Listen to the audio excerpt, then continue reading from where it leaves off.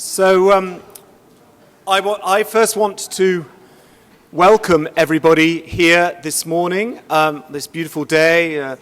The sandstone and the jacaranda are all perfectly on time and everything looking as good as the University of Sydney can possibly make it look. My name's Mark Ledbury and I am the chair of the Art History Department here at the University of Sydney, but also the director of the Power Institute. And I would first like to acknowledge that the campuses of the University of Sydney are built on the traditional lands of the Gadigal people of the Eora Nation. I want to acknowledge and with respect their traditional ownership of this land and pay my respects to their elders past and present. I also want to say a very warm welcome to many of you very familiar with the university, but some of you perhaps not coming up here as often as that. It's wonderful to have you on campus with us. And I should say that as the director of the Power Institute, I'm also extremely proud to be helping to host this event with 4A, because many of you will know that the department and Power have had long relationship with 4A over the course of its 20-year history, and we were delighted to be able to be one of your partners for this symposium. And it's very important on our agenda as well as on that of 4A. And our support of Asian art and what the Power does is support ideas in the visual arts. It tries to bring to everyone in Sydney and internationally the sense of art's importance in culture. And that's a large mission. We try to do it by conferences, symposia, speaker talks, publications, and many of you will know this. But if you don't, go sign up to our newsletter. Sorry to be so blatantly spruiking, but there's a wonderful newsletter and a website that we now have, www.powerpublications.com.au, if you need to find it.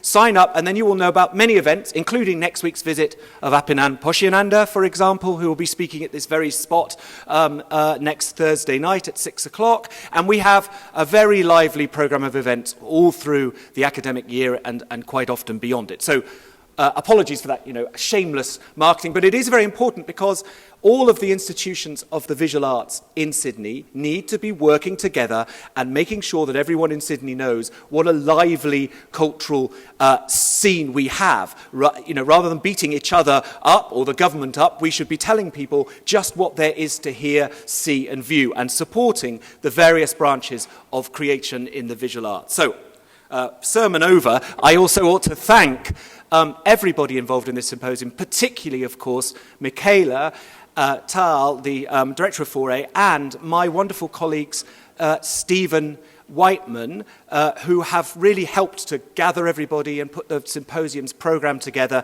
And of course, Michaela will be speaking directly after me, and she will be saying a lot more. But I also want to thank everyone, 4A staff and our own Power staff and everybody who has helped the logistics of this to come about, and that would include Vicky Mallet, who's sitting at the back, and Marnie and everyone else involved. So thank you. It's great that we're here and lively, and I don't want to delay the rest of proceedings any more. But I just would say one thing, and that is that obviously having been so engaged with 4A for the last 20 years, through John and through Adrian and through Thomas Berghaus and now through Stephen Whiteman, we are very much looking forward to meaningful, creative and long-lasting collaborations in the next 20 years and beyond. So thank you very much, and please welcome Michaela.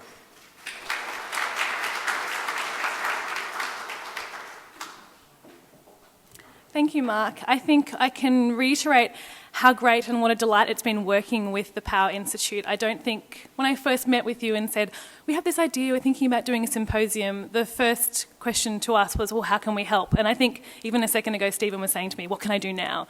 So it's been a complete dream, and I imagine a collaboration that will continue for much, much, much longer. I would also like to acknowledge the Gadigal people of the Eora Nation, where we meet today. We have been lucky enough to be talking and gathering on this land for a long period of time now, 20 years.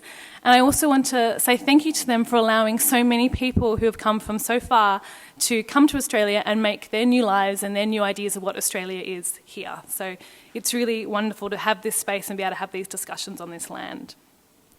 I've been at 4A for just over a year now, and in that time, I've had the great delight of digging through our archives. I think when I first started, Pedro opened this door and said, "This is the archive."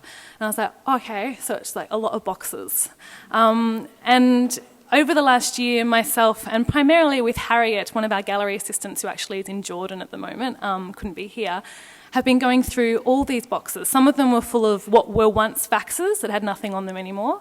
But many of them were stories, or they were letters, or they were conversations about all sorts of things that I didn't know about had happened at 4A, or that we didn't think really was that visible.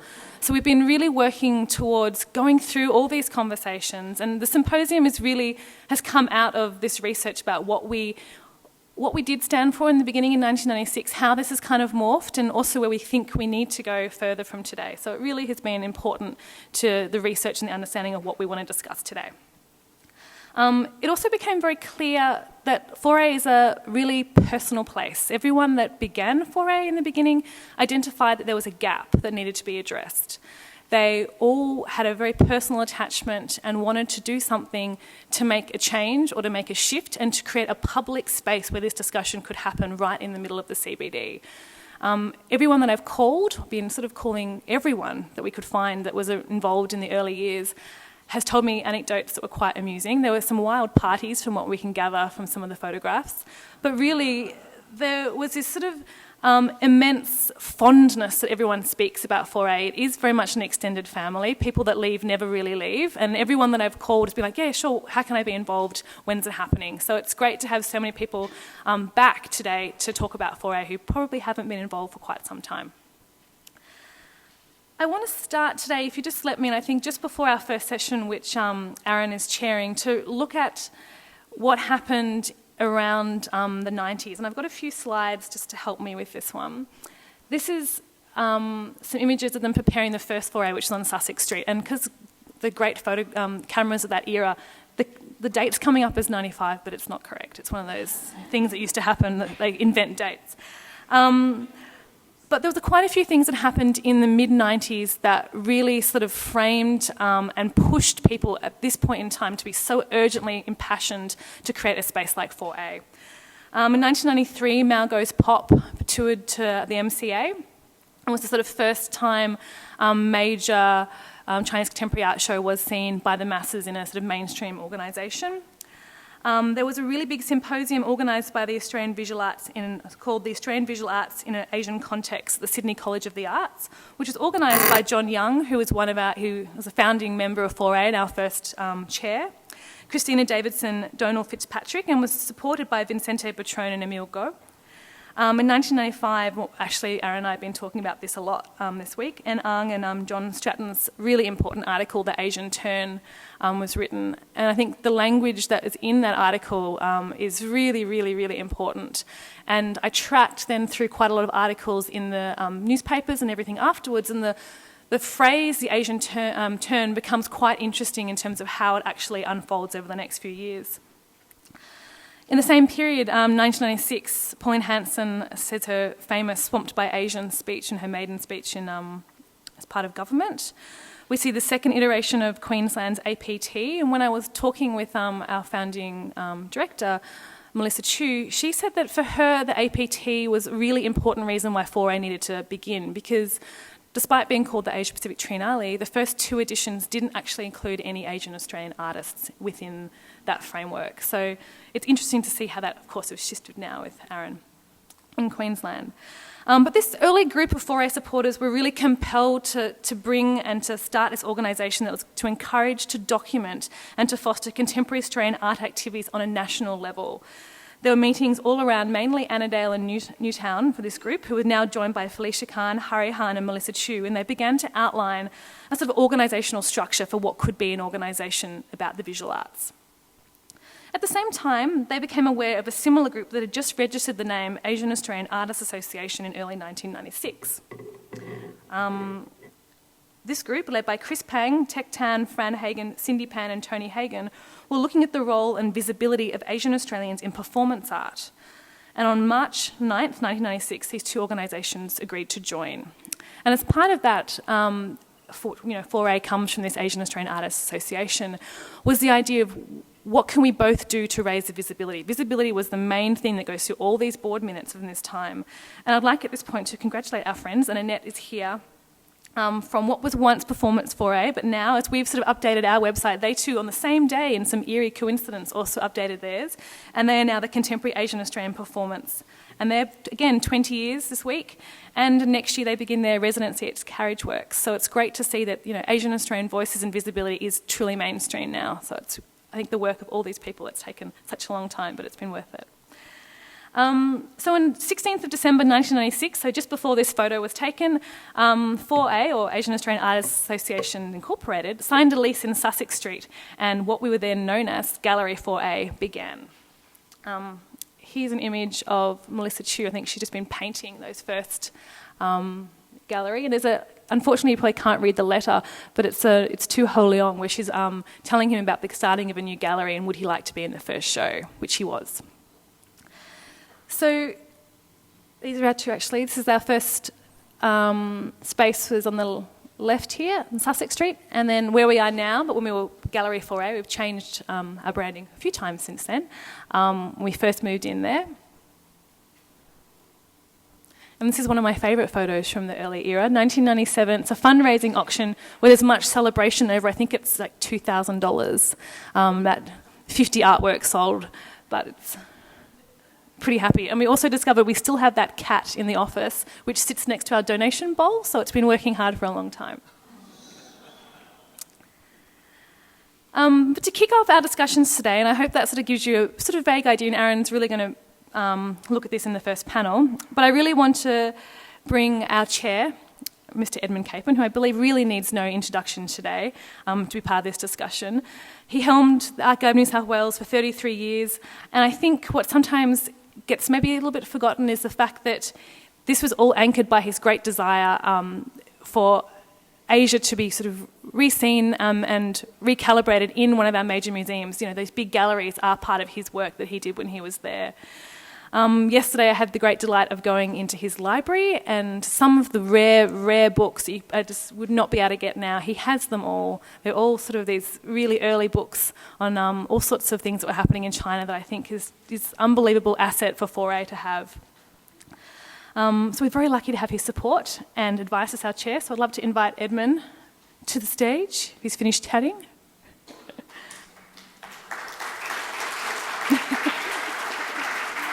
And just while he's coming up, I found these photos of him, I think from 2002, when he came and guest opened our show. So he's been very much a friend of ours for a long time now. Yeah. Who's that? It's you. Oh. Terrible. Well, thank you. And welcome, everybody.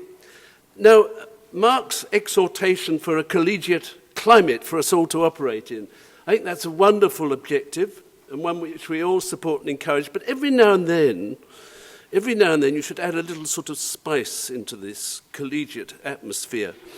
I remember when the MCA opened, the idiots of the press, they're largely dumb, as we know, got up and said, "Oh, Edmund, isn't it going to be terrible for the art gallery? You've got competition." And I said, "I beg your pardon?" I said that, having one art gallery in a big city is a little bit like having one shop in a shopping centre. I actually would like more and more, because then more and more people will come. So they will. And with the MCA, it was actually interesting because Leon and Bernice used to run it when it first started, and then old Scotty came along, and Liz Ann and I had a wonderfully sort of feisty and fruitful association over 2 decades or more, which was hugely productive, totally collegiate, and quite argumentative at times, but wonderfully creative. Anyway, 20 years ago, when the Australian Asian Artists Association was founded, I just thought it was interesting to think about what's changed in those 2 decades here and what has changed in Australia's attitude to and about Asia. And, obviously in 4A's time, we've sort of grown and metamorphosed into 4A from the association, and a real engagement with artists, curators, critics, and the family of the visual arts across Asia. And I thought it was timely to sort of reflect on what's happened here from 1996 and to think a little bit further back, because in fact my first engagement with Australia was directly through Asia, when I'd been involved with the big Chinese exhibition in Paris, in London, with the jade suits in 1974, which came here in 1977. And it was at that I'd just met, quite by chance, in China, Stephen Fitzgerald. And I was aware of what was happening here under the inspiration of Gough Whitlam, above all, who actually sort of opened the door and the window to Asia, it seemed to us. And at that time, I was also involved with a wonderful organization in London called the Royal Society for Asian Affairs, which could be misinterpreted. And we used to have, actually one of the great moments of this, it was run by a lot of old buffers. They were all sort of ex-diplomats here and there, but learned. They were very scholarly and rather arcane mob, and we used to have an annual dinner in the House of Lords. But one of their great moments was when a delegation of all these distinguished old buffers went to Thailand, and at the airport there was a big banner, welcome, Royal Society for Affairs. And if only. And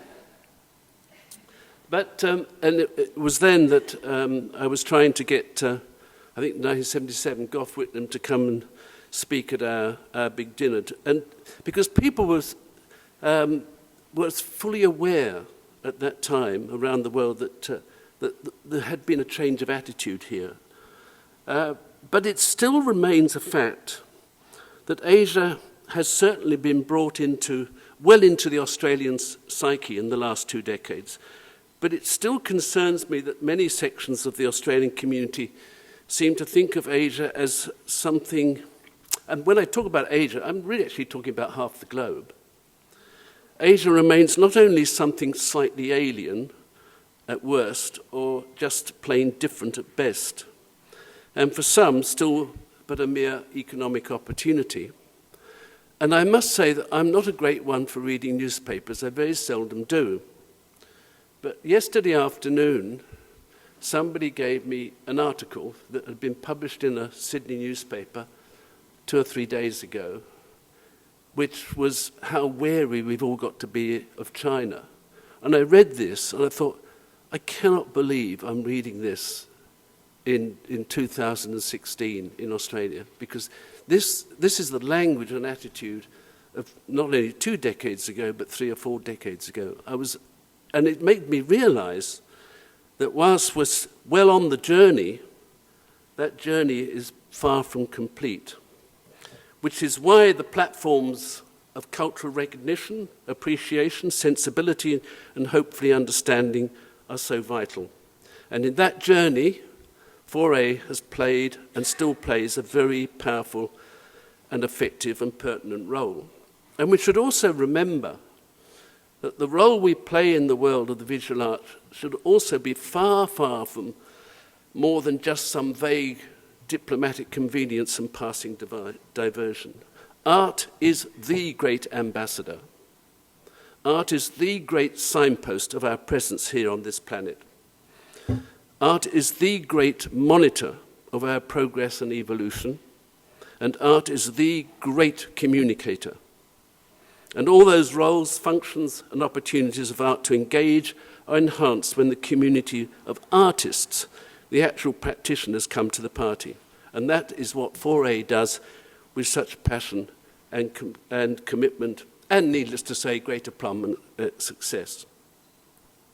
I remember, and Jackie Menzies is here, when we formed the Asian department in the Art Gallery of New South Wales, in whichever year it was. I can't even, Jackie will remember. When was it? What? 80? Really? A long time ago, wasn't it? Oh, well, that was, yeah, okay, that's about right. Because she should know, she was the curator. And I remember Asia at that time, you know, to the trustees of the gallery, was seen as something it was seen as a different world. It was not a world that we naturally engaged with. And it was only due down to and it was very much a private passion as opposed to a public commitment. And that changed, but I do remember trying to, how to get, you know, the institution behind Asian art, and get the trustees behind Asian art, and get the people to appreciate it. And I remember one day showing people who had no idea about Asian art, no idea about a pair of 6-fold Japanese screens by the crane screens, Okyo. And this is art, the great communicator. They looked at these screens with, you know, these wonderful white birds on a gold ground, and they recognized people who knew absolutely nothing about the art of Japan, the art of Asia, the art of China, whatever, looked at that and they saw something that they could subjectively, instinctively appreciate, recognize, and admire. And that is the role of art. It is the great communicator. There's one other little thing I wanted to touch on. The other day I let fly at something at a meeting of arts bureaucrats and it was about that dreadful word called accountability. I think whoever invented that word should be sort of put in the stocks somewhere, because the arts are not really an accountable entity. We don't need the quantifiable accountability in the arts. Time will be our great judge, and the future will judge our performance today. And I said then that one of the most unfortunate things that I think the arts did was some decades ago they decided to call them, particularly the performing arts, the arts industry. I think what a disaster, because industry has all the connotations of figures, profit, accountability, you know, quantifiable results. We're not about quantifiable results. We're about, you know, informing, inspiring, touching the soul of people in the way that only art can do. And in that role, when Aaron here asked me to come and... You did ask me, didn't you? I didn't come uninvited, did I? To chair 4A, I was delighted to do so. It was great to work with Aaron and with Pedro, and now, of course, with the magnificent Michaela. And let's all help 4A in its great charge of harmonizing our relations, appreciation, sensibility, and understanding between Australia and Asia. Thank you very much indeed.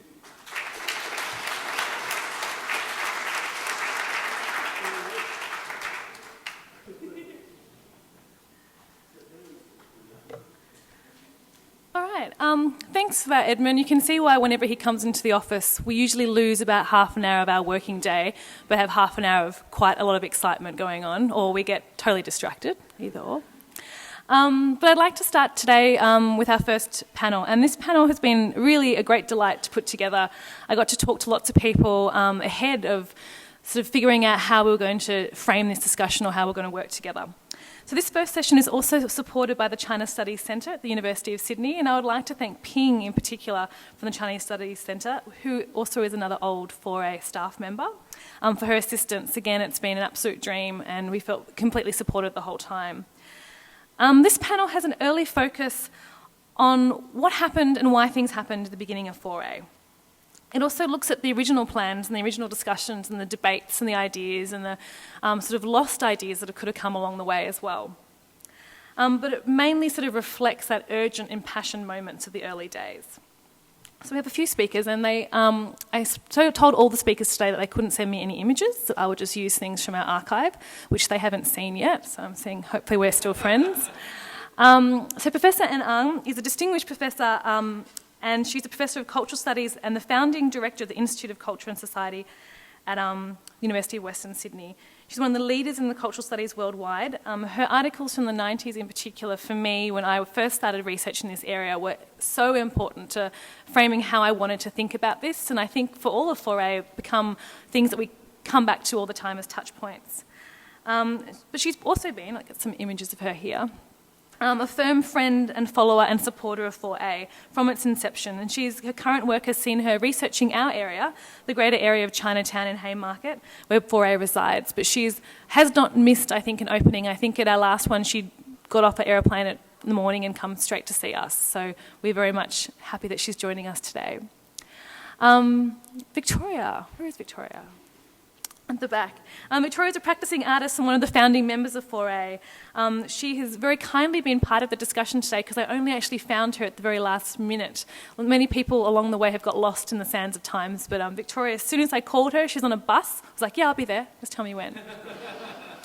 She began her career as the artist in residence at Artspace in 1996 and was in Primavera at the MCA in 1998. And since then, she's been exhibiting consistently in Seoul, in Tokyo, and all around Australia. And from 1996 and to 2002, she was part of the team that founded and ran 4A.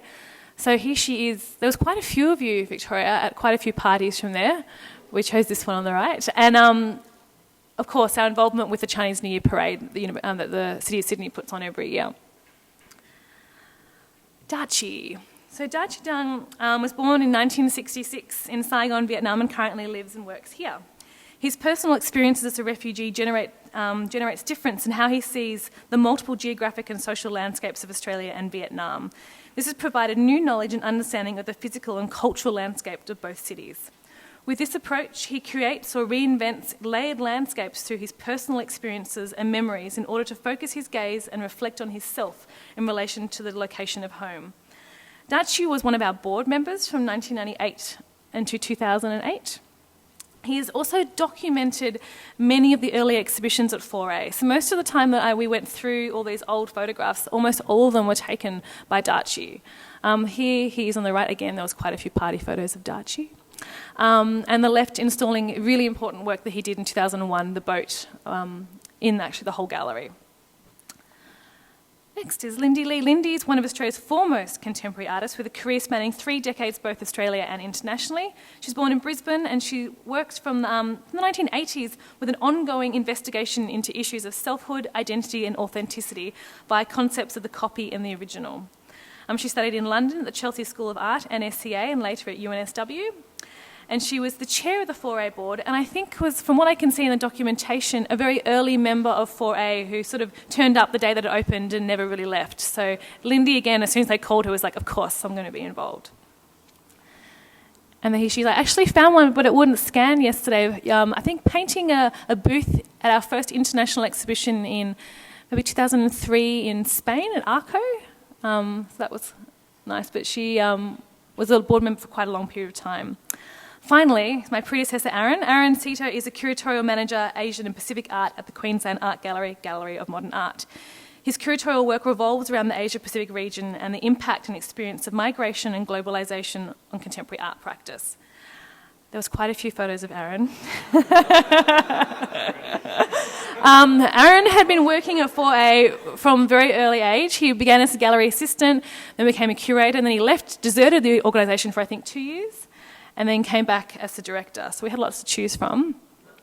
The one on the right down the bottom I particularly like because Malcolm Turnbull's standing next to you looking kind of bemused by the whole situation.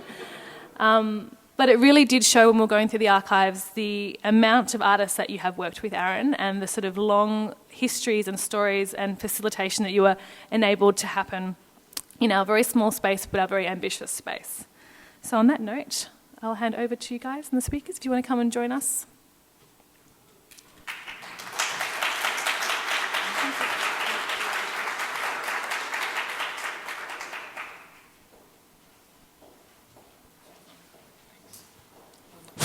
Thanks, Michaela. Actually, that last slide, can you just flick back? There's probably going to be a lot of this today.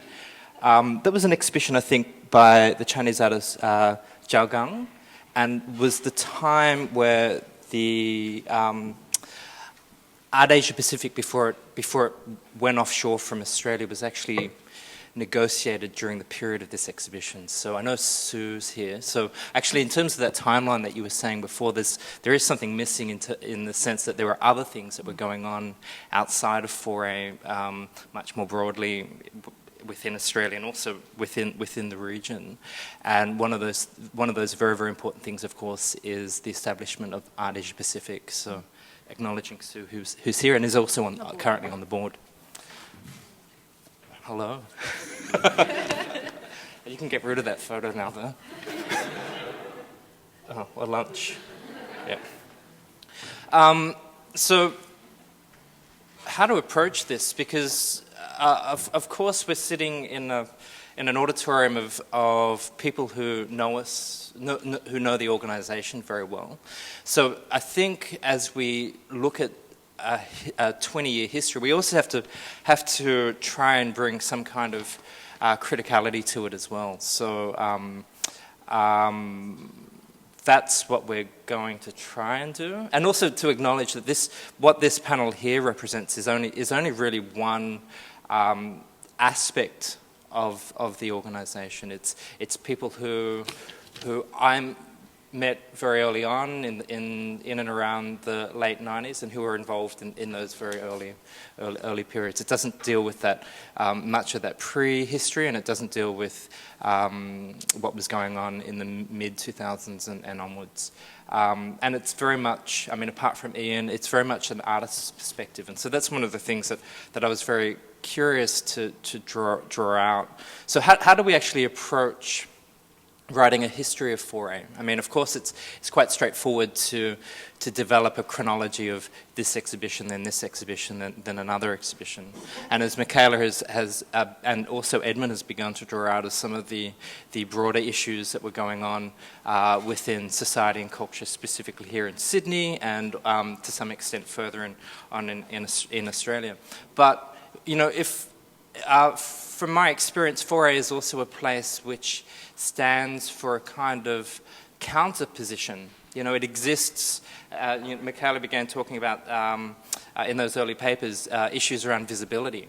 So 4A doesn't really necessarily fit into any of those broader cultural histories of Sydney and in Australia because it exists in spite of them, or because they weren't being addressed. So if we just kind of put a little bit of perspective on our celebration, Australia, or this landmass had a pre-existing relationship to Asia, so the pre-colonial. There was Asia figures within the colonial imagination of Australia. So the whole existence of the whole reason why Australia was colonised in the first place as a kind of alternate route to major trading markets. Asia figures within the discussions around the emergence of the nation state.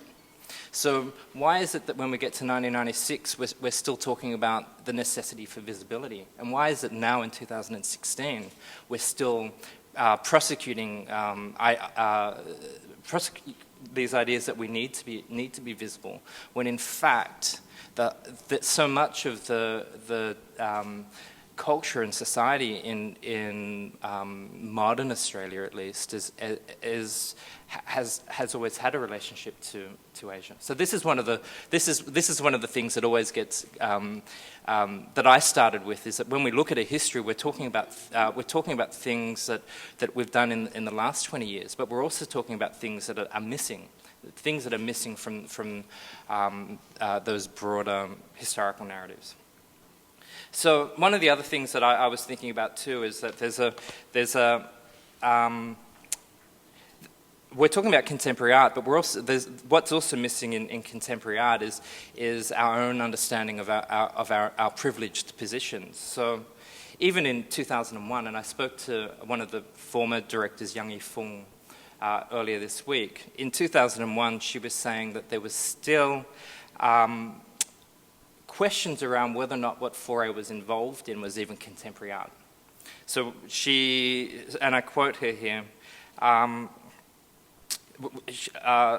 in recent correspondence with Yang Yi, in around 2001, she suggests that there were questions that were being raised by influential peers as to whether or not Foray was even involved in contemporary art production. They did not deny we presented a contemporary arts component, but they wanted more certainty that we were not just an extension of an Asian community space. I guess this was because we also had a very large community program involving traditional aspects of Asian culture and heritage in Australia. I remember being very frustrated that they could not see we were building the kinds of links that made contemporary arts accessible and available to the very community that we were trying to support. So keep in mind that Yang Yi was one of the drivers of the boat project, which is one of Darchi's major projects, and I think also a milestone in the development of the organisation. So I'm going to stop there, otherwise I'll go on forever. And I think that let's firstly start. It's going to be a bit of a hybrid panel because I know that Vicky wants has kind of a prepared statement. And I think that, you know, it'll be more fruitful for us to talk across each other, really. So let's firstly start with Ian. You know, it would be good to understand what was going on in society and also politically in the mid-1990s. So issues of Asianization, and as I said, that, you know, these have historically been connected to the emergence of Australia in the late 19th century, became part of a public discourse. The shifting economic perspectives towards Asia, a greater visibility of Australian-born Asians. There were Howard's culture wars, greater awareness of Indigenous politics, globalisation, Hansen. From your perspective, what was going on, and why was conversations around the visibility of Asian people happening at that time? There's another. Well, thanks, Aaron. Well, that's a whole list of things that you mentioned, and of course, all those things were happening around that time. But maybe I'll just talk personally to begin with.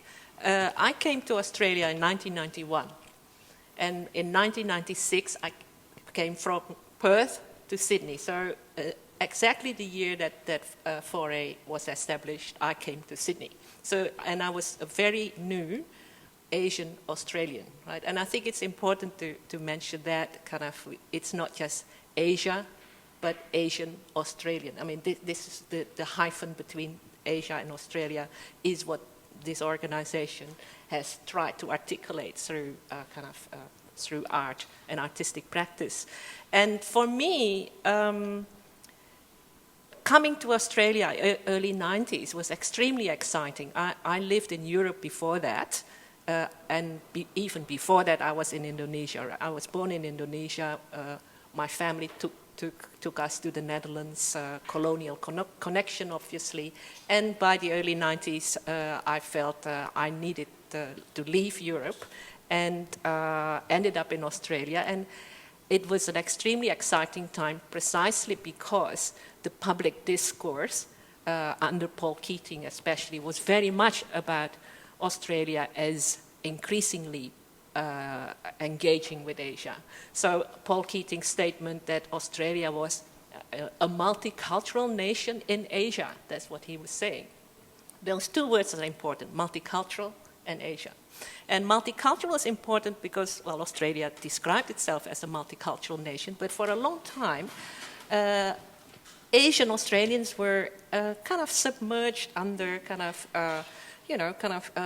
earlier waves of migrants coming into Australia, very important as well, like the Italians and the Greeks and so forth. But Asian Australians were less visible.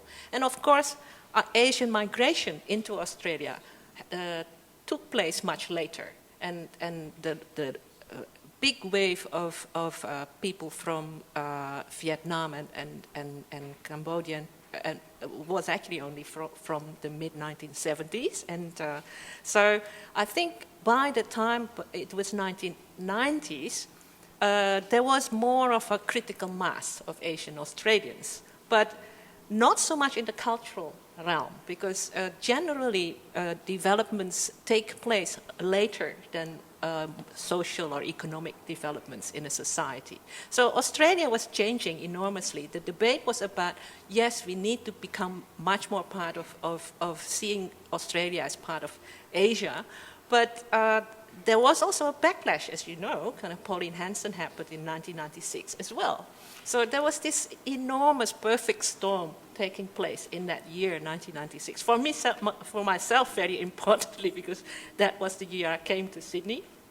And then Pauline Hanson was very successful in the elections. I was extremely depressed. Here I was like very excited about Australia becoming much more part of Asia, and then there was this backlash. And then I met Melissa Chu, and she did a PhD, obviously, at the university I was working at, Western Sydney University, and she was talking about the 4A as a kind of a new organization, and I took part in that. Kind of, I have to say, I've been very much kind of like following the organization, but often not very closely or actively involved in a lot of activity because I had a job there in Western Sydney to do. But it was 4A was for me extremely important because it was right in the middle of Sydney. And it was from where kind of a more sophisticated understanding of Asian Australianness, if you like, can be made visible, as you say. So I think politically it was extremely important in terms of cultural politics that 4A was established in that period of time, precisely as a statement that here we are, Asian Australians, we are here, and we are here to stay, and we are going to make our mark. I think that was really important at that time. I mean, Michaela also brought up a text which was also quite influential for me because it was something that I read when I was going through university. This is the Asian Turn. I wonder if you might speak about that in terms of what were you observing, because it was culture only figures slightly in that text. There are other things that are going on in it. So what else? What were you observing in the lead up to writing that text? It's very interesting because Michaela emailed me just a few days ago saying, what was that article that you wrote? Which article? Yeah, and it was The Asian Turn, and I actually have not reread it, so I don't know what's in it. But there you go. Well, I mean, from an academic perspective, lots of things were happening as well. And so it was an intellectual intervention more than just in the cultural realm. And the intellectual intervention was in terms of a rethinking of the nation state, a rethinking of regions, Asia not just as an out there region, but kind of very much kind of where Australia is located. And that shift in thinking about this, there is this sense of, which still is, and Edmund has already mentioned, I mean, Asia is still seen as alien by a lot of people, So there is this sense of what you can call a distant proximity to Asia. So, Asia is our region, but it is psychologically and culturally very distant. And I think that still is a process that will take a long time to kind of work through. And that's why actually Asian Australian interventions are very important, because it says, well, hey, Asia is here as well as there. So the Asian Turn is not just going there, but also, coming back here. Thanks. So I don't know, I have to reread the article. So let's turn to the art world now. So Lindy, Victoria and Darchi, well, you can answer this all individually. What was going on at that time? Around this period, say the mid-90s. Both Darchi and Victoria, I have to stop myself calling you Vicky, but you would have been emerging in this period. But Lindy, you were kind of very much a part of some important discussions around painting and the theory of painting from the late 80s onwards. So a few things that I want to know: what was going on? What was being what were your attitudes of the big institutions? What were they collecting? How did you see yourself fitting within those kind of big narratives? Back to I was trying not to answer any questions.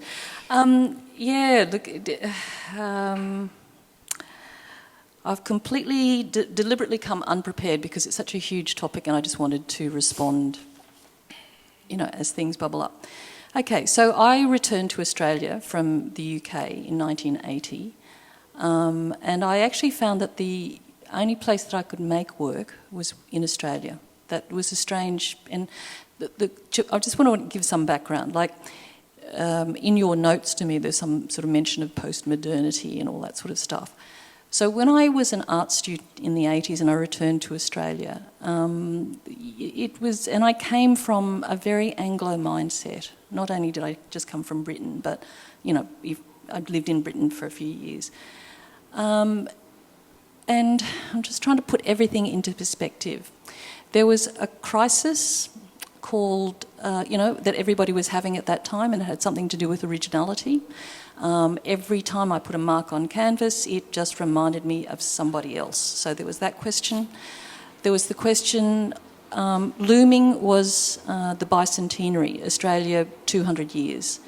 And within that, there was, the question, the important question of, well, what is Australia? I mean, 200 years, it provided a really good opportunity to reflect. And I'm just sort of cutting backwards and forwards. And as a student, I was trying I desperately wanted to be an artist, but I just didn't know how to be because everything had been done before. And we were just sailing into the storm of imagery. The sea, we're used to it now in a way, but at that time in the 80s, internet wasn't really... What we were talking about was the proliferation of images through reproduction, not through the net. So I kind of sailed into this storm, and I decided to just pick images that I loved somehow, and I reproduced them. And these ended up being pretty much mostly European, and they were all copies, and it fitted in with this all sorts of things, which I'm not going to go into because we don't have all day. But and then my work was then collected and exhibited under the banner of postmodernism. But there's something really important that happened for me, and that was when I realised that I was doing all these copies. I realised what I was doing. It was actually making bad copies of me. That's what I felt. I was a bad copy. Very bad copy of Anglo-Australia. I also grew up in the time of assimilation, the tail end of white Australia. So the thing that I wanted to do was just fit in as much as possible. But of course, when you have that attitude, what it really is you're forming a kind of self-hatred. But I wasn't aware of that. I just knew that there was just this unease, discomfort. Anyway, as I was doing these appropriations of European great masters, and there was fabulous things written about that, and I was collected because of that, one thing that came to mind, and it was because of the forum that John Young had organised at SCA, and it was about Asian identity, But the thing was that I was becoming known for these images of appropriation of European culture. But the really deep underbelly of that was, what I realised was I was trying to find out which direction my cultural horizon was. And I was trying to make it white, and I was trying to make it Western. And as soon as I understood that, I realised that and I was trying to declare my allegiance, And as soon as those words formed into my head, it was kind of like, but wait a minute, if you have to declare anything about where you belong, you actually don't belong. because you're trying too hard. I mean, I'm not saying that the work was not good, but what I'm saying, it was just the opportunity that became the opportunity for me to really go much deeper. Because, and also there, you know, you have to, it's a weird thing. I was talking to Abdul the other night at the art gallery, but, you know, John Young will remember this, there were no role models. I think John and I were the role models. And then Pauline Hanson came along, and this is very personal, you know, because she is a Queenslander, and my father had just recently died. And somebody, because of her attitudes, somebody felt free to write over my dad's building, "Fuck off, Cam Chi." And I just thought, you know, my mum recently read it. She does not need this. And so there's this kind of fury, and that kind of fury and anger, and this really deep thing about making a place and belonging, because we have moved from assimilation, we have moved from white Australia to the reality of a multicultural country, and that became the very passionate thing, which is why, you know, in the early years of Foray, that was why I was there. I don't know if I've answered your question, but... What else is going on in the art? I mean, if you and John, and I think, I mean, I saw Vicky nodding her head. I mean, if you were considered to be role models, or who was being collected at that time? How hard was it to get your work collected? How was your work? When you said that there was a shift between the kind of reproduction mode to the work that we kind of know from you now, how hard was it to for that work to be understood on its own terms? I think that's sort of a hard and easy question. It's something like Ian saying, you know, it's of the times. You know, the fact that my work came into prominence at a time when Australia was actually trying to understand its identity. So that first thing opened. So it was possible then to talk about, you know, the multiplicity of origins that we have. But there was a kind of transition that had to happen where, you know, I had to declare myself as being Asian, Chinese Australian, to be specific. Because otherwise I found that I was just being too easily co-opted into, I don't know, some weird kind of idea of 80s avant-gardism. Artists like Mike Parr, John Nixon, I'm thinking of Maria Kosick for some reason, Dale Frank, all men, all white. And it just, I don't know, at that time it just felt very important to differentiate myself from that, because I was not that, and it became very, very important to state that and declare that. The major museums, I won't name them, Edmund,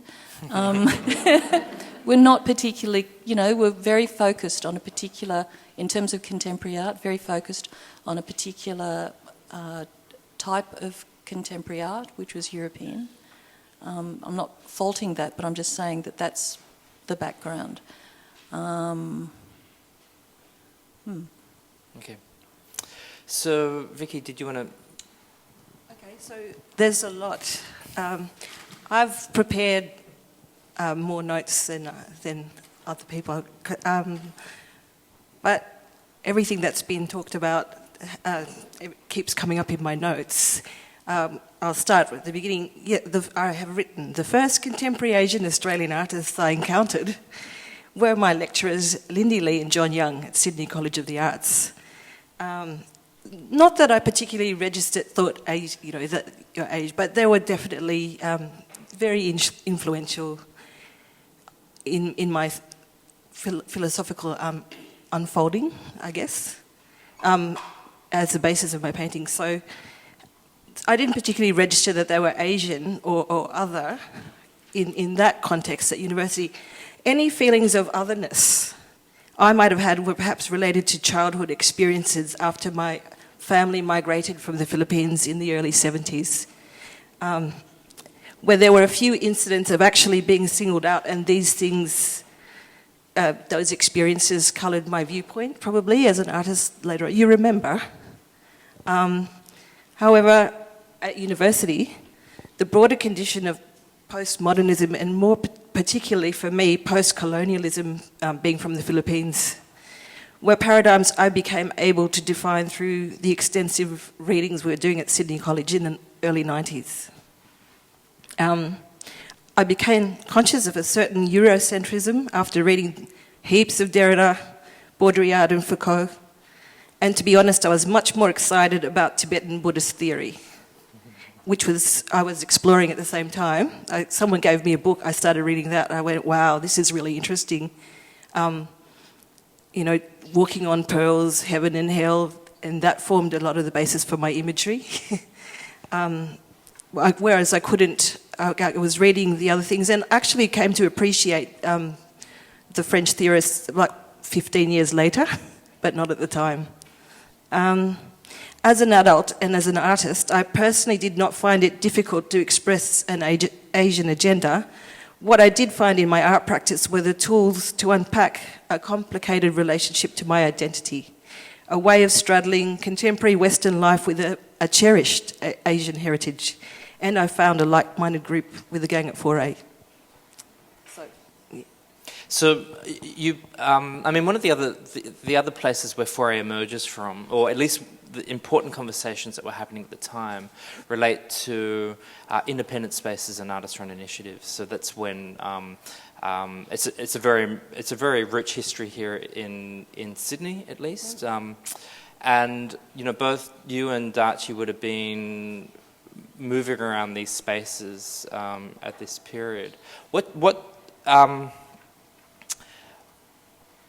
wondering if you might have a look, talk, maybe Darchi about what role those conversations around artist-run spaces were having in terms of the broader conversations about the establishment of 4A. As I say, it's an introduction from Makala. I come from Vietnam, and I arrived in '82. As a student at that time, I actually find it's kind of struggling to find how actually fit into the Australian society. In around 80, because in the 80s, which is, as Ian was saying, it's very dominated by kind of white cultures and white policy. And as a migrants, we come to the countries, and we probably will try to fit into the society. And as a student, I remember I went to the art school, and I went in. We talk about all the art theories and all that, and we're just like, how that going to reflect on my cultures and my identity. It doesn't actually fit in whatsoever. And on the bigger pictures, galleries and the museum is, as Lindy would say, is very focused on European kind of models and all that. So it's, during the early kind of years as a practicing artist, we constantly looking for a space, and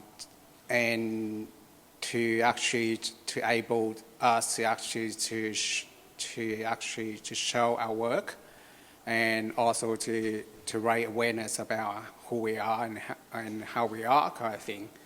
And that's why, most of the time I remember, at that time we're having a lot of those kind of little galleries and artist-run kind of space. And that is those kind of places, at that time have a lot more open kind, giving more the younger artists opportunity to show their work. Because on the big framework, on the big organization, because they have very strict on what they going to show. So by the way, artists won't have that much kind of freedoms and opportunity to actually to present.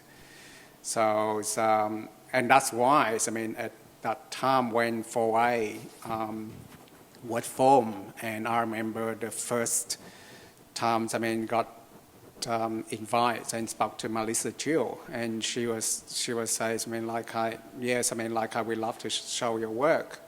I mean, before I show at 4As, I mean, I should show, I mean, whatever the space, I mean, artist runs and anything, I mean, they can accept my concept or something like that.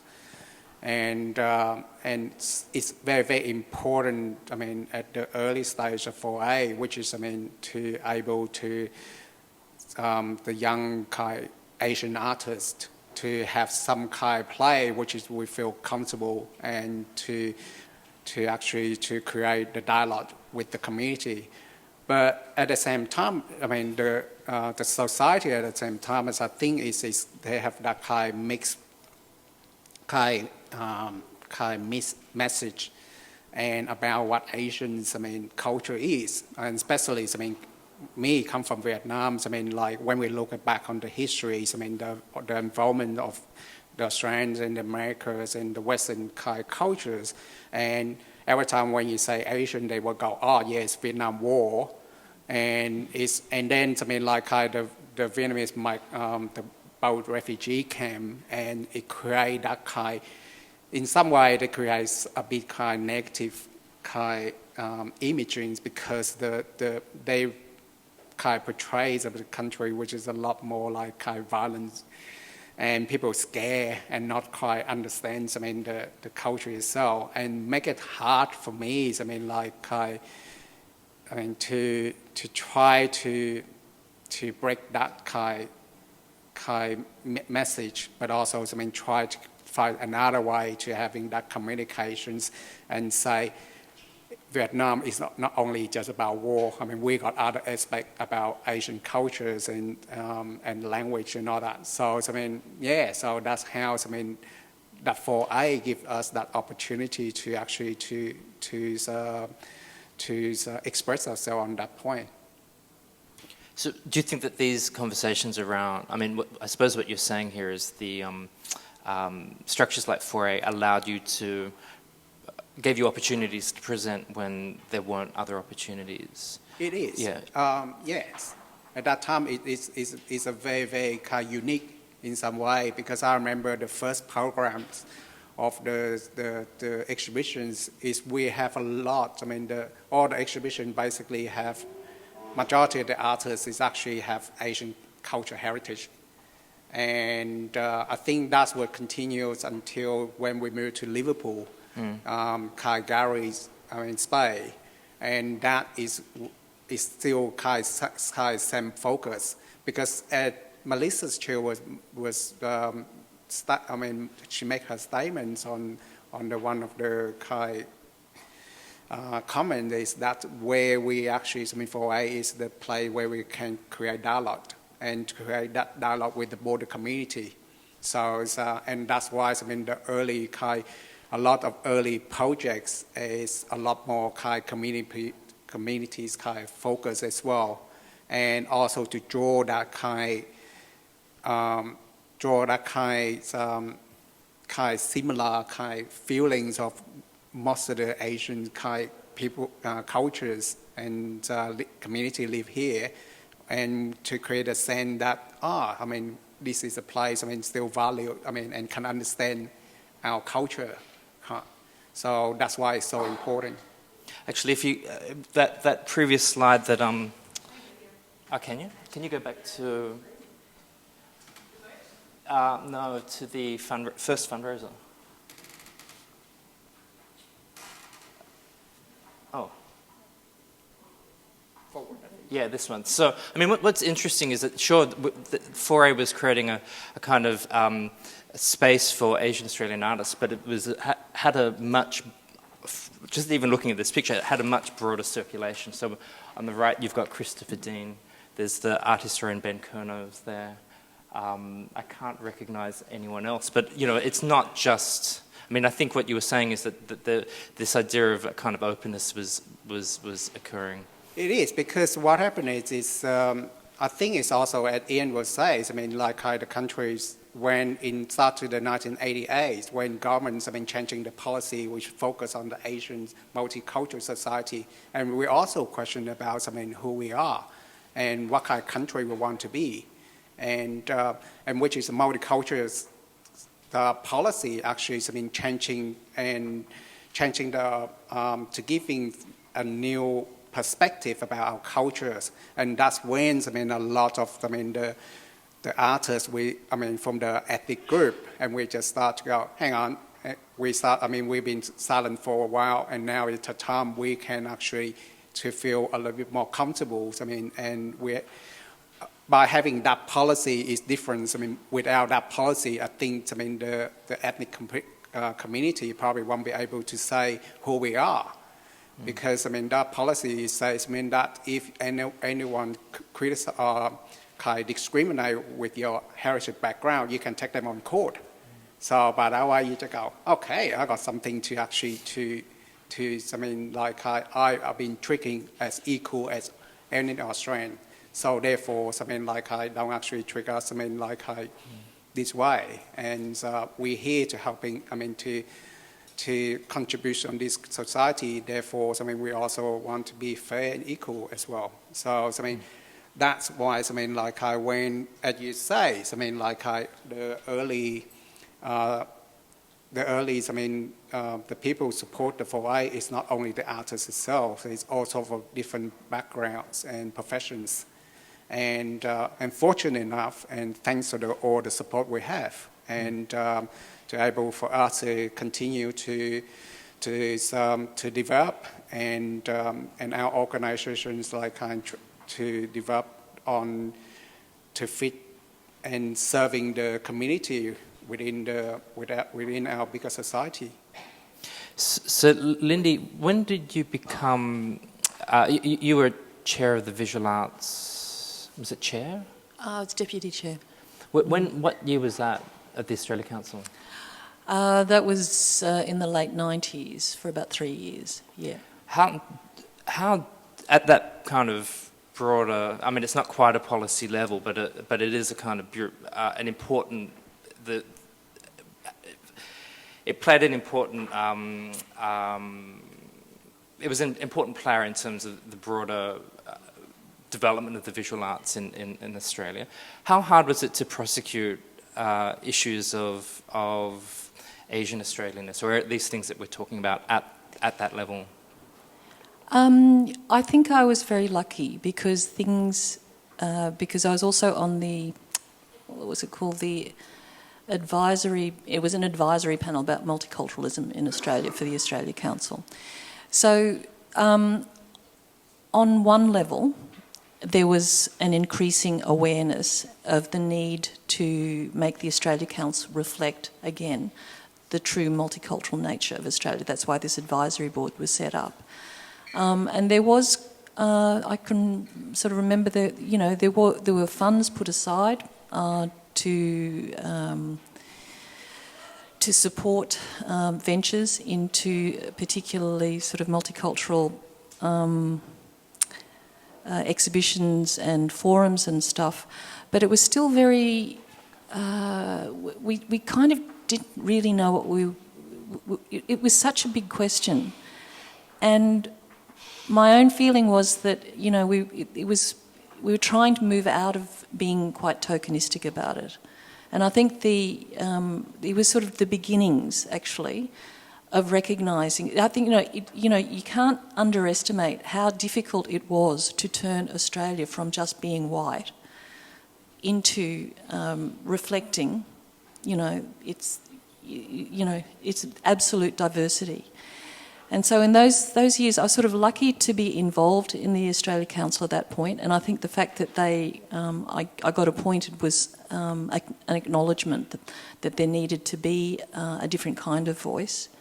And then I got appointed deputy chair, which is also an important thing. It was frustrating because sometimes it was never enough. But then, I was awfully grateful that at last the forums were being developed and it was becoming part of the policy. It wasn't happening quickly enough, I felt, but, things do take time. And I suppose just a general question, do you think things have changed either? Because Yeah, sorry, Victoria. I was just wanting to speak to this. As you've been talking, I work as an educator. I've been out of Sydney since 2001, and things haven't changed necessarily out in the region in terms of Asian Australian. I work in schools, and I still have school kids saying there's a lot of Asians in Sydney. But I do actually say something. I'm sort of shocked in that I actually think, oh my God, you're a dinosaur kid, you're 25 years behind. And I say that. And you still have in schools, Asian, you say Newcastle, Central Coast are a minority. However, at my school, the only language that is taught, no French, no German, it's only Chinese, which is good, which is a great thing to see. But changed filters takes a long time to filter out outside the city. So I don't know the arts in general. There's nothing anywhere near as sophisticated as 4A and in the especially in the arts or in the community. But yeah, just something that I want to say. The diversity that's here isn't necessarily reflected out there yet. But it's not dire, but it takes a long time. Have things changed, Lindy? Yeah, things have definitely changed, but we just still have Pauline Hanson returning. So that is something we have to be aware of, because there's always going to be, in any culture that is diverse, a part that wants to hang on to some bizarre thing. Anyway, don't want to go on about that. But yeah, look, things have changed because, if I can just get personal, when I first became an artist in the early 80s, the attitude to me was, you're a good artist, we're going to forget you're Chinese. Okay, it was it wasn't as explicit as that, but it was implied. It was kind of like, we're going to embrace you because, and we're just going to pretend that you're not Chinese. You can forget about it because you're one of us. Okay, so that, while was pleasing to be accepted, was not pleasing because I was only being accepted partially. But that generates a whole lot of questions, right? Then, there are just, really, personal things. Like, I remember Ian interviewed me about Chinatown, because I'm doing a project in Chinatown. And I see it in the younger generation.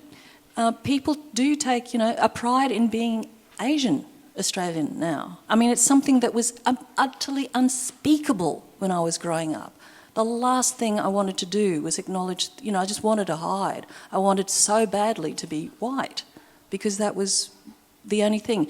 My father, my family was subject to a lot of racism in the 40s and 50s.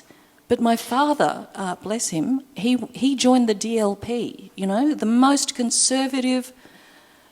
It's the equivalent of One Nation. Now, why did he do that? Because he desperately wanted to fit in, and I would have huge arguments with him. So I'm just saying that, there is a time, when immigrants come to a new culture and what they want to do is blend in as much as possible and not take pride. And it's this weird kind of schizophrenic thing you grow up with. And I think there is, my generation grew up with this, and it's actually my generation who actually would have turned the tide, I think. So yeah, things have changed, and I was just sort of thinking, the diversity of younger artists who are emerging and engaging with their backgrounds, it's just a given now. It's not just acceptable. It's something that's embraced. And it was something that it was hard fought for. Yeah, I forgot to actually, on your second question, to say, of course, that one of the, around the mid-1990s, what was also happening was huge change in Asia itself, right? So there is, at that time, people were talking about the Asian tigers, for example. And so that was very much part of the discourse. Well, something is going on in Asia itself, and the mainstream Australian response is we have to engage with it because it's economically important.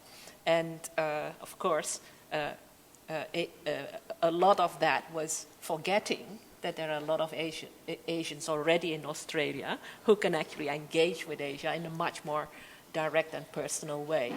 And I think things have changed in that sense because, as you say, these days, I mean, I personally feel that as well. I mean, in that sense, I'm of the same generation as you. I mean, I have that very strong sense that being Asian these days is no longer a curse, right? At one point it was a curse.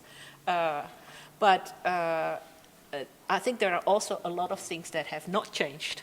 So there was last week an article in the Sydney Morning Herald talking about how in the tourism industry, what has changed, of course, in the last 20 years is enormous growth of wealth and prosperity in Asia. So there are a lot more tourists coming from Asia into Australia. And tourist organizations in Australia are still kind of coming to terms with this, and there is a lot of prejudice against Asian tourists, right? So there is that kind of us and them mentality is still very strong. But with the enormous development across the region, not just economically but also culturally, the art worlds and the cultural worlds in Asia are now extremely sophisticated, as we know. And in fact, that I think means that for an organization like 4A, it's not just a question of us being wanting to be accepted nationally.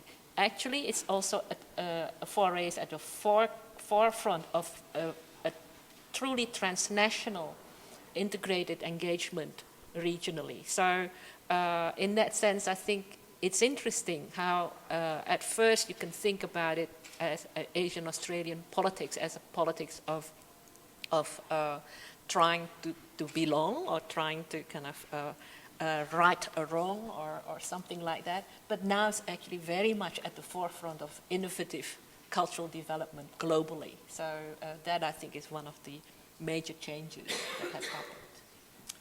Do you guys want to add anything before we might open it up to the floor?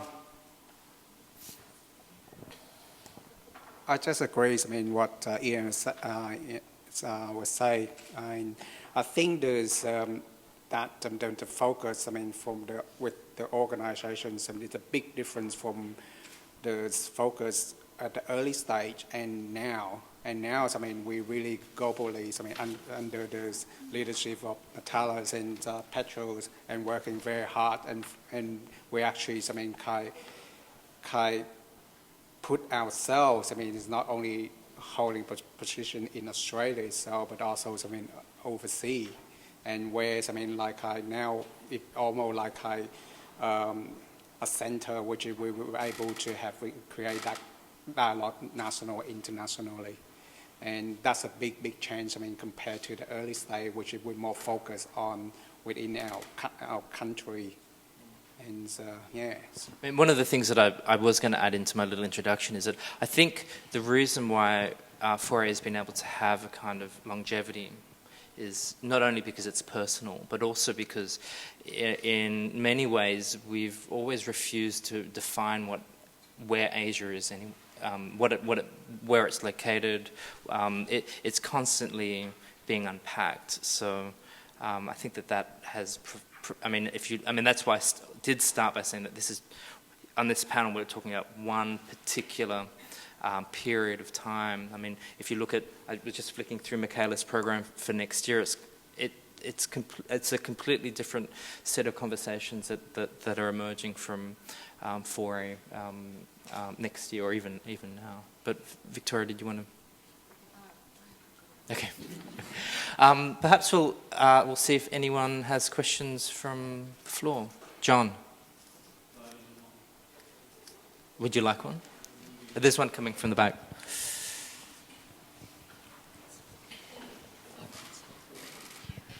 Thank you to the panel for bringing out many of the issues that require facing. There is one issue which we haven't really come to terms with, and maybe Ian Ang's got a point of view on this. And it's a rather abstract issue, but it's also one which affects us all the time, which is why does the Australian political class rediscover Asia every 20 years? I'd really like to know, because I've, as you know, been here for more than 20 years now, and I kind of think, well, why don't you go on from where you were before? Because you shouldn't be doing that anymore, should you? And they are. And it takes an Iranian immigrant, Sam Dastiari, now under a bit of a cloud, but never mind, he'll get over it, a really intelligent guy, to put Pauline on the map in that Four Corners, is it Four Corners? Where he said, well, you've done it with the Aborigines, you've done it with the Asians, and now you're doing it with the Muslims. I mean, why is this clear pattern of thought transferring itself to outsiders, which we're all very well aware of in this room through our relationships to Australian prejudice? Why is it still there, and why is it not smashed or conquered or circumvented or something? Because it repeats itself. It clearly repeats itself. And maybe as a sociologist of a kind, Ian would have a view on that.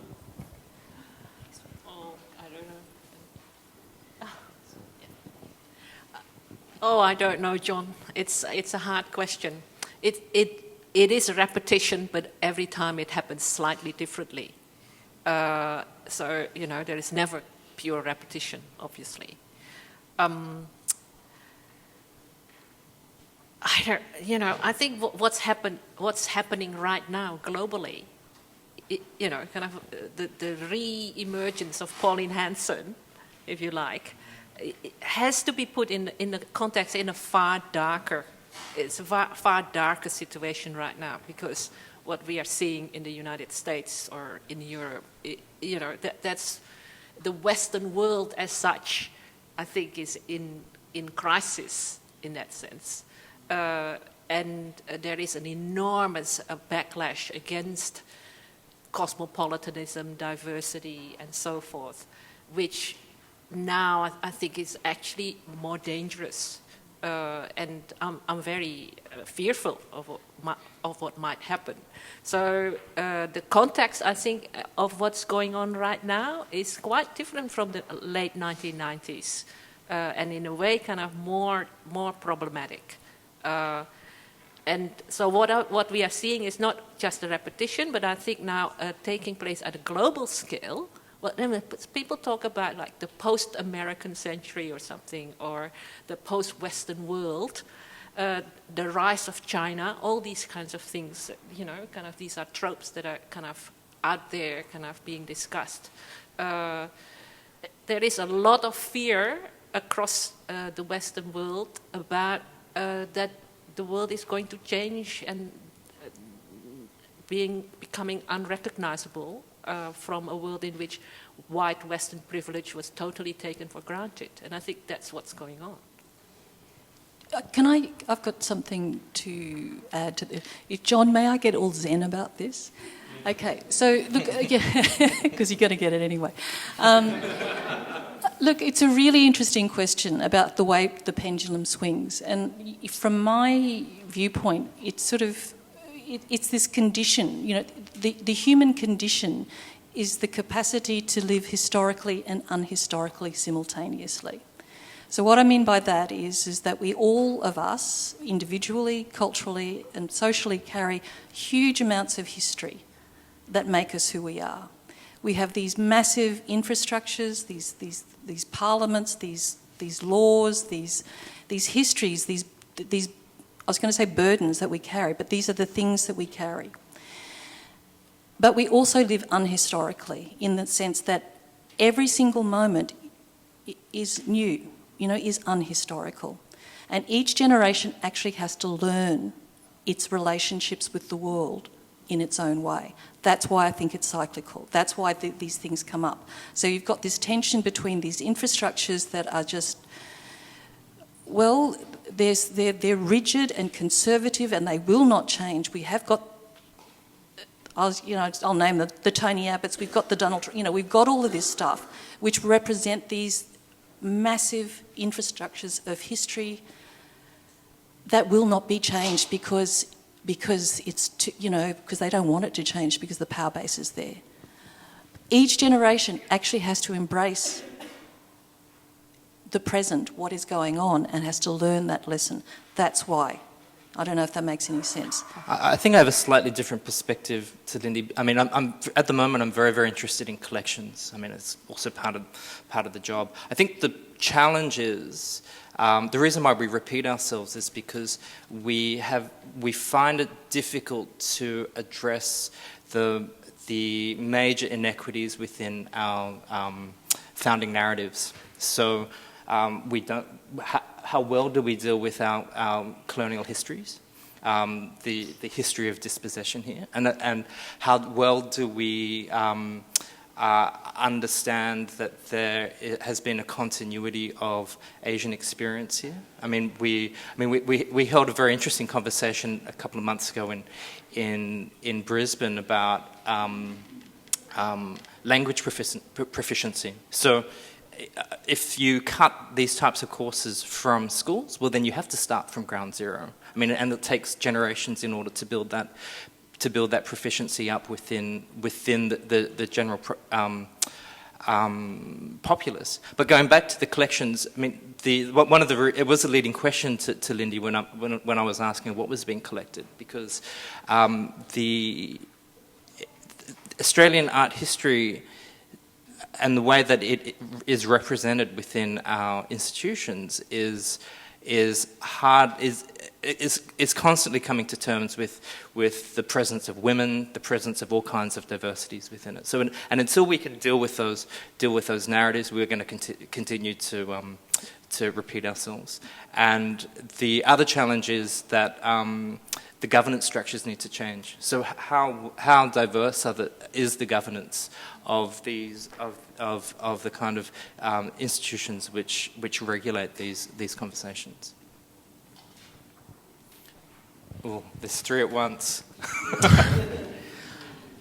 I just want to add a little bit on this one from John's question. I feel that what Victoria Lombregard said was very, very apt when she was saying that she's teaching in a regional situation and it takes a very long time for people to have a different attitude about Asian Australians.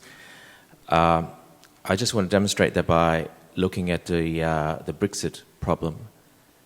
The Brexit problem surprise, in a sense, that they said they were leaving is primarily because, I suspect, that the people that believed in staying only lived within London. And everybody else outside of London actually thought contrary to that.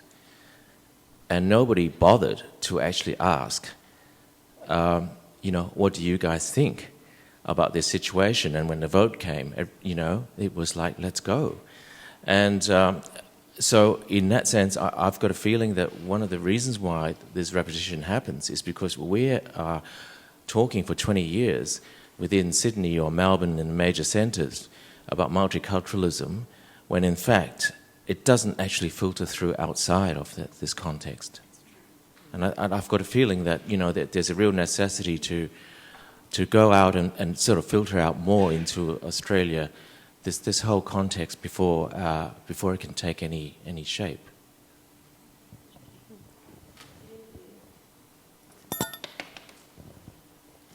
Thank you.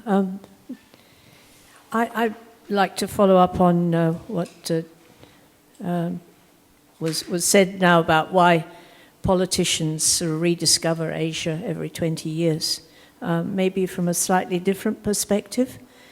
Having worked in this area both at government level and also in academia, I think we have to go back to Gough Whitlam and what Edmund Capon said. I think that's quite different, intrinsically different from the attitude of later discoveries, because that was a real strategic shift.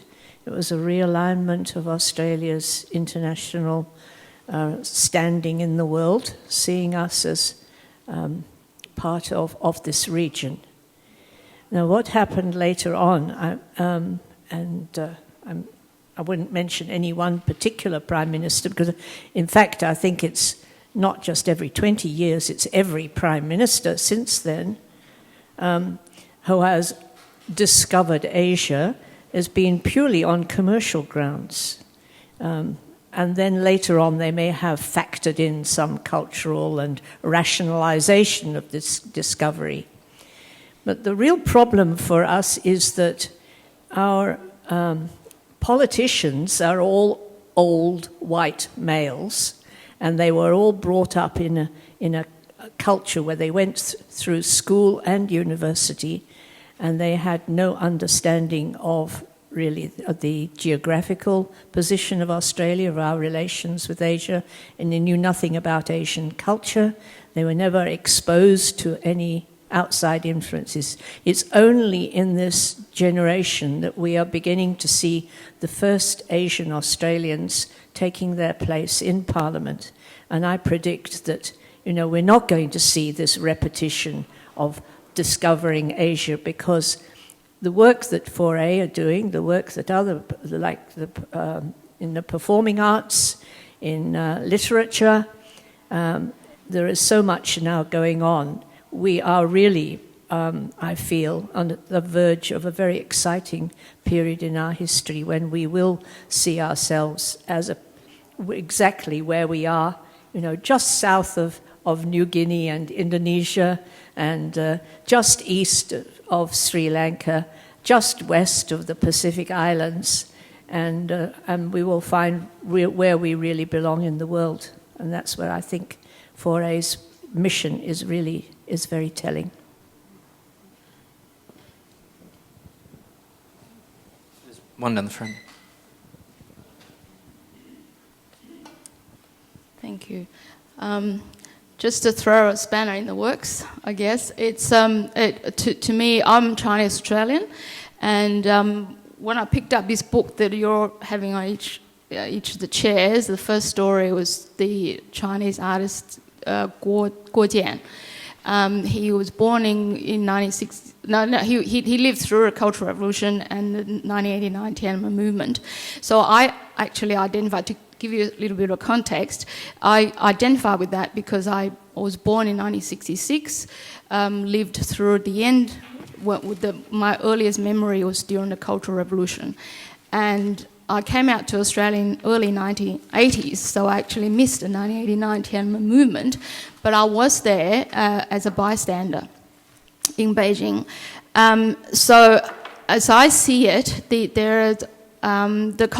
cultural differences hasn't been articulated, and what Asian or Chinese Australian or Asian Australians need to do is to articulate that differences to the way that the Western world can understand, because we are from very contrasting cultures, and that there's different structural, conceptualization, and also the experience, and all of that package is very foreign to the Western world. So what we need to do is to really articulate it. So where are the differences? What are they? And how they transpire in this Western context. So that creates not only breach the gulf really between the different cultures. It's to my point of view is that the lack of understanding creates a fear, because you don't understand, and then you are afraid of stepping out of that comfort zone. So how do we encourage people to create comfort zones in a different cultural context? Is to bridge that gulf, to actually articulate what are the differences, where the difference. I'll just give you a quick example. That the Chinese society is relation based. The Western society is rule based. So to me, in the Western societies, they're all clearly categorized in different boxes, and there's no connection between boxes.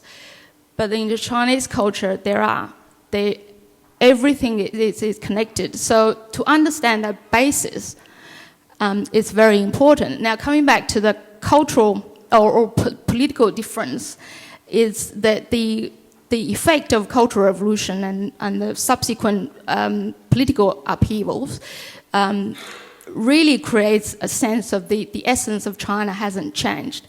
But what that essence is not understood by the Western world. And So what the Western world sees is what's happening in China with the younger generations, the tourism, and all of that's coming out into contact with the Western world. It's very superficial understanding. So so as people like us who have lived in both worlds, our mission, we should make it our mission to articulate the importance, the differences, and that would try to alleviate the times where we just superficially talk about differences, acceptance, but in fact getting much closer, and so we don't have this same repetition or the repetition of same conversation every 20 years. Just to respond, and I wonder if others might respond as well. I think we have to be very careful about what we expect art and artists to do. I mean, it's not the role of an artist is not actually to. An artist can do nothing if they choose to do nothing. So we have to be careful that we don't slip into suggesting that artists have to play a role of the propagandist, because in fact they don't need to explain themselves. There's nothing to be explained. There's a sort of, I mean, you're absolutely right, but it's also what artists produce, which kind of, produce what I always call, like the invisible lining of what we are gets produced, and if that invisible lining is cross-cultural, has these dynamics, that's what the artist is going to produce, so that the culture can see that. But while you were speaking, I was sort of thinking, and I don't even know how to say it, but to bridge gaps between countries. I mean, I'm going to China tomorrow, for the 6th time this year. China is still, it's a weird place, it's just something. I don't know what I'm trying to say, is that we and I think I'm trying to agree with you. I think it's just that, we have to accept that all of these places are different, and we can't homogenise things, and I think that's all I'm trying to say. And China, been going there for 30 years, is profoundly insane to me, and I love it. But Yeah, well, I suppose I completely agree with you that education is very important. I think that relates to the issue of regional, what's happening in regional Australia, and what you're saying as well about differences. But the key, I think, is also to accept that I don't think, as you say, complete understanding is not possible. And so we need, not even desirable maybe, but so the ability to live in a world in which there are differences, not all of which you understand. So it is about feeling comfortable in a world full of discomfort, and that I think is difficult. But as most of us who've grown up in a minority context, we know exactly what it means. It's very personal. But it's about the majority having to learn with that particular sense of discomfort all the time, which is not easy, obviously, because people generally want comfort. They want to be safe. They want to have security and all that kind of thing. But it's not the world we live in. And to just strike and say, this is what I want, and everything that I don't understand that's different has to go, is not a realistic proposition, and that's the difficulty. And the arts can play a role in kind of perhaps promoting or encouraging a sense of wonder, a sense of in this world of discomfort. So that's the thing. On the sorry. Yeah, okay. Oh, look, I just an anecdote. On the eve of New Year 1999, Sydney Morning Herald did this ad campaign about how do you envisage Australia?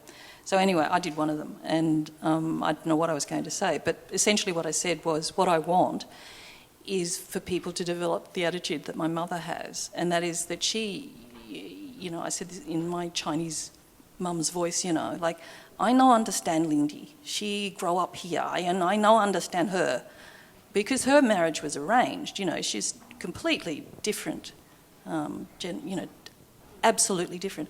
But her attitude to me when I was growing up was, I'm never going to understand her, but she okay.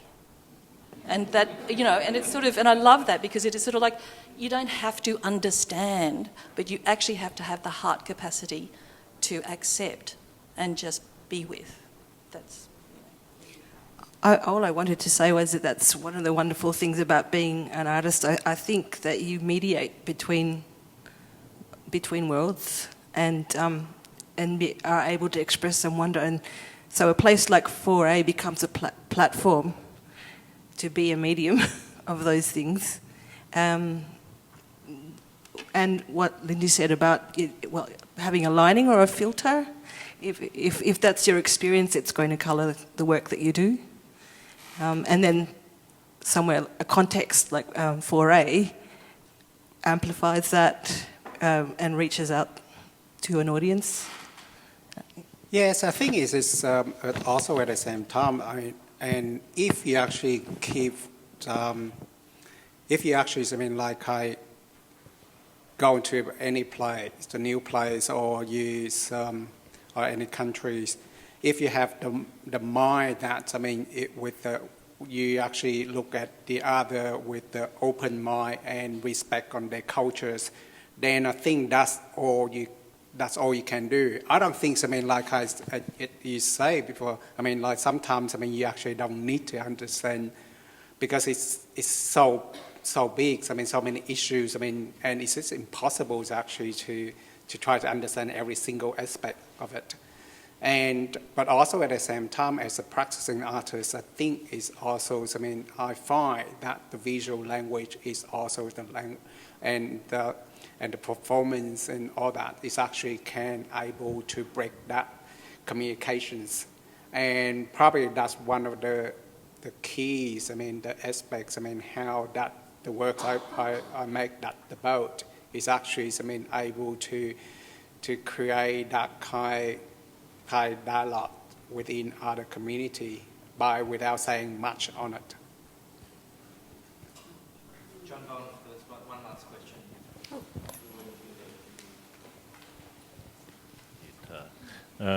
I'm sorry, I have to apologise in advance because I'm not quite sure how to tackle the questions I want raised. But one way maybe just, I'm listening all the time and I'm hearing we, and I'm wondering who the we is. So it's sort of, white male whatevers, where and it's interesting in the Brexit question, it was all about the cosmopolitan London, wanted to stay. But it wasn't just metropolitan London, it was all the Celtic belt with the exception of Wales. Now that needs to be explained too. What I want to raise is, I suppose, is the spectre of the Aboriginal presence and the degree to which that is the significant culture to be addressed, or the significant other in general. But one of the names that hasn't been mentioned is Blaney in the Warrnambool speech, which I'd take as at least as serious as Pauline.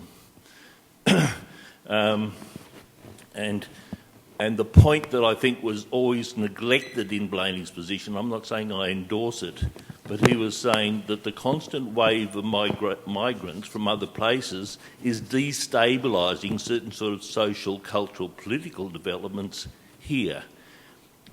If I personalise this within the Aboriginal context, which I'm heavily involved in, first of all, just as a little joke, they say, in Queensland, the Aboriginal people say, Pauline, she's blackfella herself. So they assign, that's the sort of assignation that people make. But in my dealings with different communities, it's as though Aboriginal people are fated to have to deal with every wave of newcomer.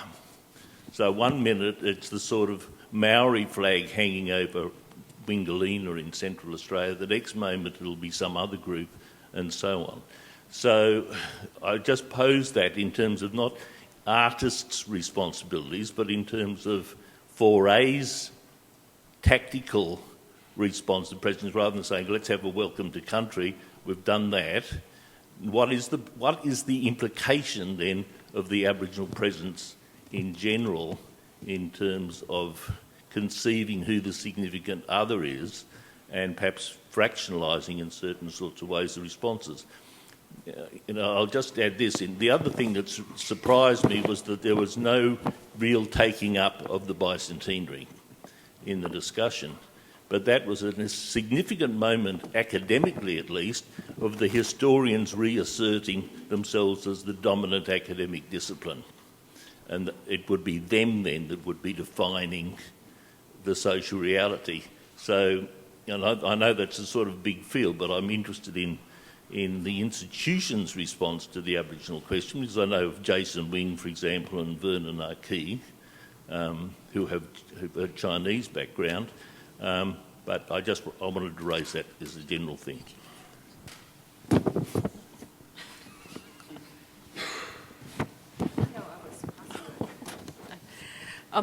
Well, thank you for that. I mean, I do think you point to kind of a really important issue, which is always very.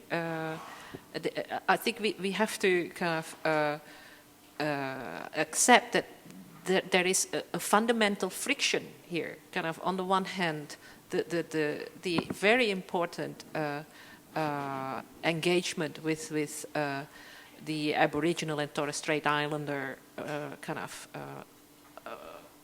custodianship of this country, and the story of migration, which is indeed kind of a continuing story because there are lots of people coming all the time.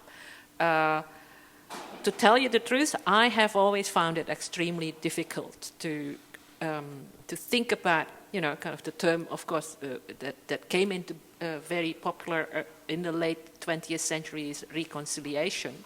Now that can come easily off the tongue, but it's actually a very, very fundamental and difficult thing. I think we have to kind of take into account that difficulty, that is a fundamental paradox in world history, where migration is, of course, kind of globally speaking, a part of like centuries, kind of millions of years kind of migrations and so forth. That's a continuing story. So looking from that point of view, what's going on right now is just peanuts, right?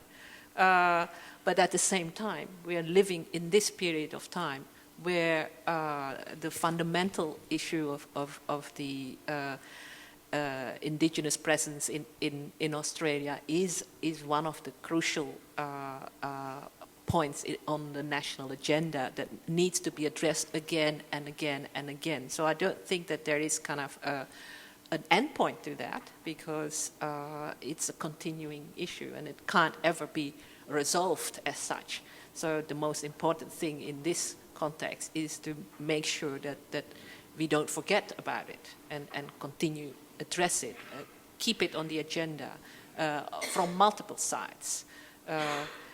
It's interesting that, I mean, I wasn't in Australia in 1988, so, this centenary thing is bicentenary thing. I hear a lot about this, but I wasn't there, so maybe that's kind of like lucky for me that I could escape that. But history is an important discipline. It's not a dominant discipline in the humanities in Australia, but maybe actually thinking more deeply, kind of more towards a more archaeological past is actually perhaps much more important than just history, which is like looking at the last 200 years. We need to look much further back than that, as well as into the future. How are we going for time? Quickly. But before you do, maybe, John, in terms of some tactical things that have been done, yeah, I was going to say John Clark, there was a symposium that we held at 4A where Vernon got up, and it was quite influential for the development of a number of other projects that we delivered, where Vernon got up and said, my Chineseness is a black history. And for me, that was really quite a provocative position, because I suppose for a lot of the migrant, the way that the Chinatown kind of conceives of itself, it could never imagine its own history as being some kind of continuation of a black history. So what that meant was when I was commissioned to do the public art plan for Chinatown, one of the first things that we did was to actually commission Jason Wing to at least see if it was possible to bring those conversations into that broader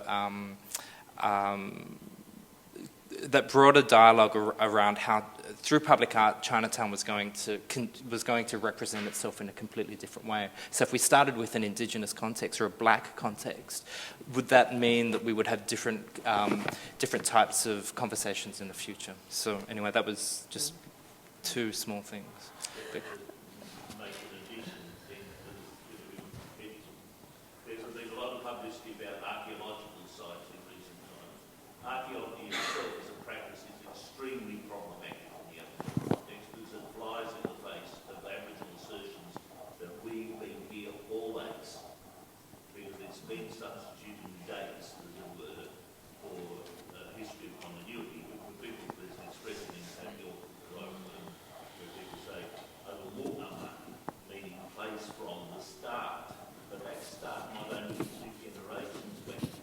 So this, according to the eternal dream time, again, is a very Eurocentric sort of notion without understanding the Aboriginal perspective on these things, or the categories that have been brought to bear, or how they may be endorsed rather than running over the top of them. So I'll just add this in, that this talk about having an Aboriginal curriculum in schools terrifies me, to be quite honest, because I can't see that the work isn't being done in order to create the conditions for representing, one of the key sort of bases of Aboriginal thought. And of course that varies now because of the complexity of history.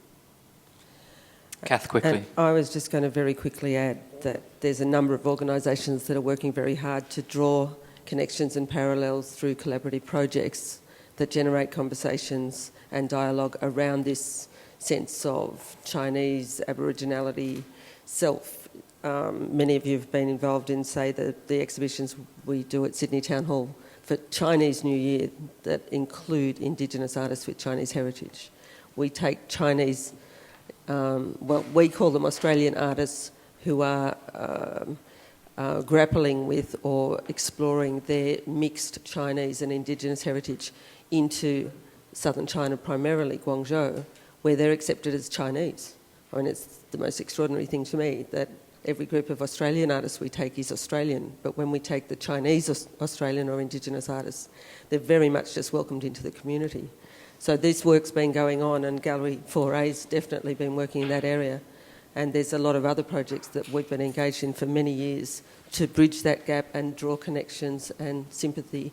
And in fact, the last thing I'd like to say is when we brought a group of Chinese curators to the top end, put them in four-wheel drives and drove them to Beswick and Owenpelly and across, 2,000 kilometres across to Kununurra, the old Aboriginal law woman, Agnes Armstrong, came running out and said, my China friend, you came. And then we all had a tea ceremony, which they had shared when we took the elders from Kununurra to Shanghai. So we're trying to do these circular projects where people build relationships, and a lot of other people are doing that too. I also think it's important to differentiate between expansionism, British colonialism, and 20th and 21st century migration. I think those experiences are entirely different, and it's a false parody to say that it's all the same. I thought you'd been very quiet today, Abdul. I was waiting for that. First, I just want to say thank you to Aaron and this fantastic panel of speakers who I think have teased out so many of the issues and the conversations that we continue to have. And I think for me, and I think I'm going to speak on behalf of the entire team of 4A, is that we take the responsibility of the conversations that we have in our space very seriously. We work very closely with our board and have very animated discussions about what we should be addressing and what questions are the most urgent and how we should be doing this. And it is not conversations that are easy to have. I would say that we never, all of us, agree. Sometimes we have to go and cool off for a bit. But we ferociously read. And I think this is the most important thing, is that there's different perspectives and the different ways in which we need to address these conversations that have actually no singular answer. And I think putting, with you guys coming back and bringing that perspective on how it first started, I don't even know, my question to you would be, did you think 20 years later it would still be here? I mean, did you think when you started this place that it would still be around? I mean, these are bigger questions for us. And I think the other thing that came up in the same sort of train of thought was when Aaron spoke about 4As doesn't really define what Asia is. And when people come and talk to us all the time, contemporary Asian art, so what is Asia? And it's like, this question. And we debate this a lot. And we had a board meeting recently, a strategy meeting with the whole team, everyone, and we all sat around and re-looked at these big words and decided what do they mean to us. And in terms of our programming, and this has changed throughout sort of the history of the organisation, for us, the Asia that we are engaging with is the one that is very specific to the Australian experience. So you can see, and it's very much, you can see online, Bridie has been up all night uploading every single exhibition that we have got information for is now online. If you have anything extra you want to send us, please send it to us and we'll add it. But you can see these waves of stories that come through. It's really clear. And I think Aaron is right to say that next year does look different. And this is for a reason. We looked at what this means and what does Asia mean from 4A's perspective, and it is very much a personal connection. So it's recent migrant waves. So waves now from South Asia we need to address. Waves from the Middle East we need to address. So this is the sort of thing that's coming out, and I think 4A is responsible for this. And I'm really excited that our early members have been very supportive of this as well and are willing to sort of help the next wave of migration coming through and supporting their stories within this space. So it's really quite exciting. But now it's lunchtime. We're going to take a bit break. The closest place to eat is just across here called Taste Baguette, and I would recommend going across there and then coming back. We're reconvening at 1 o'clock. And I just want to say a little spooky thing. We're going to have some images up here of the works that are currently part of our fundraiser. Darchi, who is sitting up here, has donated something. You can see it. It's at the front with Bridie and Hamida. But these, we constantly have artists that have been part of our history giving things back to us to enable stories of the next generation. So if you can help, that would be great. Otherwise, I'll see you at 1. Thank you very much.